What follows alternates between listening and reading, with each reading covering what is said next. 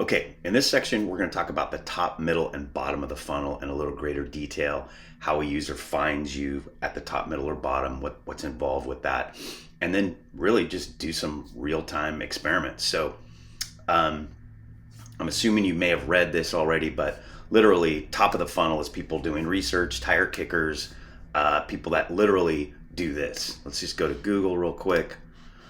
Excuse me. Let's put in the AGM, and then what will we put here?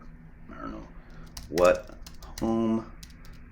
homeowners, what homeowners wish they had, what known about, known, I guess you got to spell that right. Known about installing artificial grass. Known about installing artificial grass. All right, that is super meta or super specific. So let's see what happens. Heavenly Greens, our paid ad, our Google ad is up here first. And look here, here's what homeowners wish they knew about installing artificial grass. And this is a 2018 blog post, very old, but it's the first organic result. So let's click it. Boom, what homeowners wish they'd known about artificial grass. So now I asked that question as a user. I'm literally now starting to look at, well, what are those questions? What should I have known?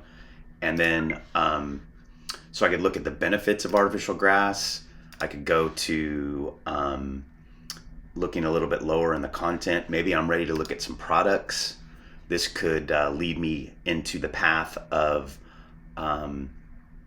I can get a product guide here if I wanted to go ahead and take a look at all of our products. Our products are also listed on the site as well. But the idea is, see how we're engaging people. This is like right about the middle. So I'm the middle of the funnel. I'm definitely looking for information now. I'm going to fill this out and get a free guide.